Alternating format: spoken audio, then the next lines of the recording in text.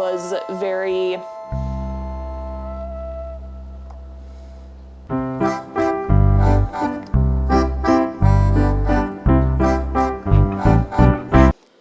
but that red flag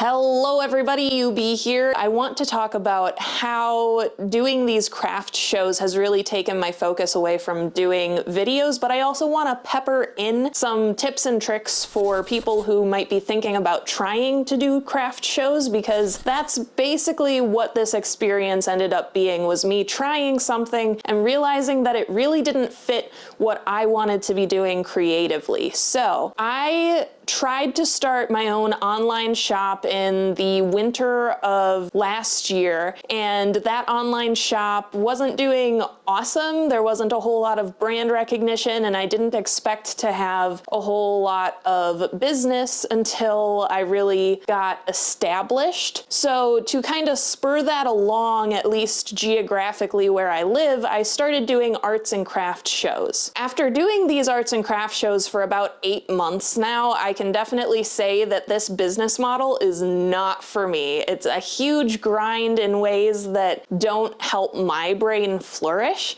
and we're going to talk about that in just a minute here. The way that I approached doing arts and craft shows was that if this didn't work out in a few years, then I failed making art and selling it to the world, which now I can recognize is not true at all. I really wanted to set boundaries for myself as to when I would go back to work to make a little money to bring into the household, and that was very responsible of me, but it also came with some baggagey kind of thoughts, such as, you know, if this thing, this specific thing, this craft show doesn't work, that means that I'm failing as an artist, which is absolutely untrue. There are many reasons that an arts and craft show fails, and this year was just set up poorly for any arts and craft shows. So any of them that did well really did great, because 2023 was the worst year to start doing arts and craft shows, aside from maybe 2008. There's a lot of reasons for that. People just have less spending money right now. They have a lot less time and energy to get out of the house. They are having childcare issues, so if you can't find someone to watch your kids so that you can go on a date with the hubby to the local art fair, that means you're not going to go to the local art fair, etc. Not to mention the mental toll that the last couple years have taken on people. There's a lot of reasons that a show will do poorly, and most of them have to do with the organizer from my experience this year. A more experienced arts and crafts show vendor will have more specific things to tell you about their experiences. I've only been doing this for a few months, and I recognize that that does not make me an expert in the space. So with that being said, I do have some observations. Most of the things that went wrong with the shows that I did this past summer were to do with organizers. Red flags that a newbie can kind of look out for to gauge whether a show is going to be really big or not. The organizer gives you very last minute or haphazard updates. This one I had a couple times, and all of those shows turned out to be really low sales. I didn't even make up my event fee, that sort of scenario. And in those scenarios where you get that feeling that maybe this show isn't going to be the best in terms of sales, you could go ahead and pack a little bit less product than you would for another show. And instead of going 110% on effort, maybe go like 80%. You could burn yourself that way. Obviously, there is a risk involved, but that red flag was very consistent in whether or not the show was going to go well. Other red flags you can look for in an organizer include that they don't ask you to help advertise advertise, put up flyers, that sort of thing for the show, or at the very least ask you to look at the social media posts and the other advertisements that they are putting up, because either they are at such a large scale that they don't need that support, in which case you'll probably know and you'll get a sense of that scale from the event, or they're so small that they haven't even thought of that, and that can really hurt the foot traffic that you get at your stall during the event, because maybe it's not being advertised at all, or it's being advertised poorly, and that can really hurt your sales in the long run. A huge red flag is an organizer who isn't there on the day of the event and isn't available to help support you. I had an amazing experience at the Madison Makers Market in Madison, Wisconsin, shout out, and that organizer, even though he has his own small business and would really benefit from being set up and having a booth at the events that he puts on, he actually just sits back and says, I am here, I'm ready to go, I'm just gonna chill until somebody needs me. And shout out to Dave from Taco Cat Creations. He's the one who puts on that makers market. I had one of the best experiences with the Madison Makers Market because of that support and feeling like there was somebody there in our corner ready to make the event happen. But if an organizer isn't there the day of and you can't get a hold of them for questions, it makes it really hard, especially because I had a certain event that I'm not going to call out necessarily. I showed up and the space that we were given as vendors was 2 feet smaller than what we were promised on paper. So I called and texted the event organizer and he just never got back to me. We had to make it work, but it was very, very uncomfortable. And at that event, we also suffered from not having good signage. I was in a portion of this event that was sort of off to the side, basically artist overflow, more or less. And so people would go to the main event and not realize that there were more artists on the other side of this larger building. So that was an awful experience. I barely made back my event fee with that one. It just shone through the quality of the organizer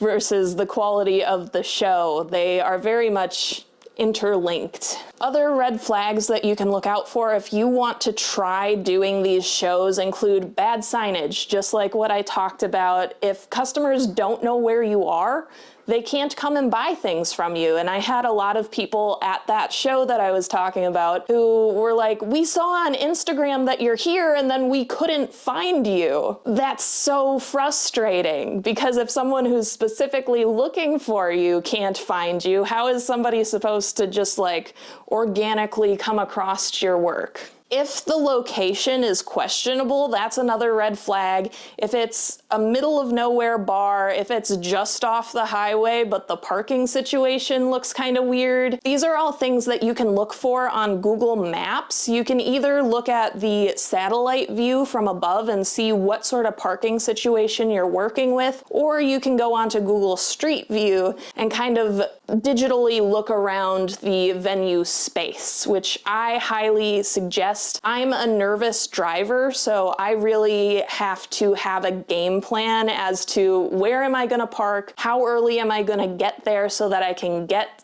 a parking space in this vicinity, all of that. And that's why I do that homework, but it's also very useful if you're going to be kind of vetting the shows that you're going to be doing to see if people have a place to park to come shop. Another red flag is the age of the show. I call a red flag, but really it's just to group it in with sort of similar concepts. A young show can be a great thing to be a part of. You get to meet new artists, which is always fun, and sometimes you can do some art swaps, which I've really been enjoying, but you really need to gauge how much effort you're going to put into a show if you're going to do a younger show, because the question at that point is, does it have great brand recognition? Does it have a support system in the community around it where you're going to get foot traffic? Or is it just a newer vendor opportunity and it's something you're curious about, so why not throw your hat in the ring? Young shows are inherently risky, and that can also be said for older shows that maybe haven't kept up with audience enthusiasm, etc. This is something where you have to do your homework in looking up the show and seeing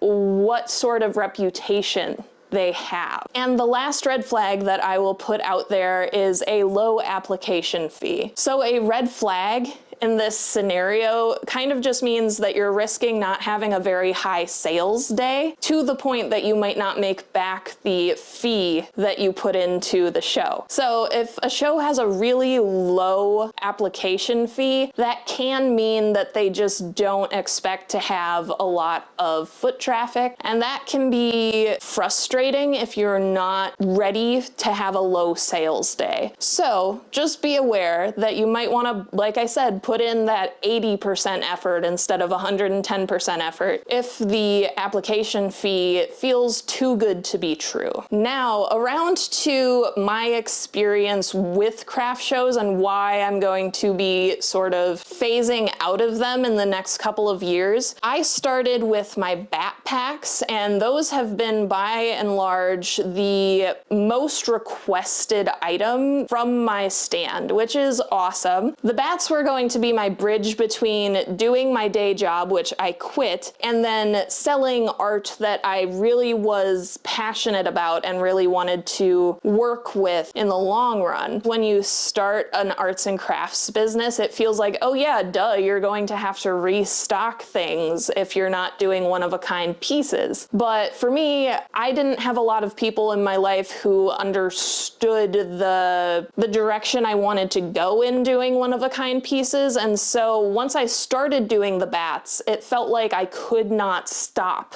doing them because people loved them so much. And I love that. I only ever made about 200 of them in their lifetime, including the dragon variants and all of that. There are still some up in my shop, and I encourage you to go take a look, snag one before I stop making them. Really, I just started buying as much material as I could to make as many of these bats as I could to keep things stocked. And I hate that. Restocks are the bane of my existence. I can make 10 of a similar sort of piece and be happy, but after that mark, I really don't want to make more. And that becomes really difficult, especially when you only have so much time in a week. Where my heart lies is in the larger pieces, the one-of-a-kind things. I can use my hands and make something 3D that incorporates multimedia. So it's all different sorts of materials that I'm playing with, different textures, different sizes, all of these things that really make me happy. Doing art shows takes a lot of time and a lot of money. I can do more videos on the equipment that I bought in order to start doing craft shows, and maybe a good starter pack for anybody who wants to try them out, because just because I decided I don't like them and don't want to keep doing them on a regular basis doesn't mean that you shouldn't give them a try. You absolutely should try craft shows and all of that if that sounds like something that might be in the realm of your wheelhouse. Especially as a hobby of sorts, it can be really rewarding to go out and have one-on-one interactions with customers and with other artists. But I think I'm going to rein in this video a little bit. I'm a good one for rambling, in case you haven't noticed. And I'm just going to say that I want to phase out of doing these craft shows because the restocks have been taking up so much of my time that I have no time to edit videos. And I have so many that are filmed, whether they're quality or not is another question. For instance, this wall is a video. that I have shot and almost finished. I need to paint this guy. I haven't been able to put everything on my computer and get it cut down and edited. So I really want to get back to doing videos. I've been looking at creators like NerdForge and Rachel Maxey and Christine McConnell, and those are the business models that I think I want to try next. It may not work out, but I'm so grateful that my audience here on YouTube has been so absolutely patient with me while I sort of explore these different business models and see what actually works for me. Craft fairs did not work for me, and I still have a number of them this year, meaning that I might not get another video out anytime soon. But it's really important to me that you guys understand where I've been, what I've been doing, what I've been trying to figure out about myself. That anybody who stumbles across this video can take a little nugget of information about doing craft fairs and kind of help them decide if they want to try it themselves. I'm always talking about projects that I want to try on any of my videos, and I don't get around to most of them because there's only so many hours in the day, but I'm really hoping that in 2024, I can focus more on one-of-a-kind bigger pieces that really blow me away. And that's really what I'm chasing here, is that dopamine that I feel when I'm creating something, and then that payoff at the end, that relief of like, oh, it's finally done and it looks amazing. Because I've made really big things in the past that I've had to take out of my portfolio for various reasons, and I just want to build that portfolio up again, get that dopamine rush from making giant things like paper mache mushrooms, and there's so many cool things that I could be making, and instead I'm restocking bats until all of my material is used up. Thank you so much for your patience. Please check out my Patreon if you can. I want to say thank you to my current patrons, Mark, Nathaniel, Twyla, and Liam. You guys really are rock stars. It's literally been months, and you guys just hold on, and you're awesome. If you'd like to support me being able to make these larger things that I'm talking about, please join them on Patreon. I greatly simplified my Patreon over this break so that it's easy for you to just join, and if you'd like to support me with a little bit more, you can always do a custom pledge. Thank you so much for getting to the end of the video. Here's 1,000 experience points just for that. It really does mean a lot. And don't forget to drink some water. I'll talk to you again hopefully soon. Peace.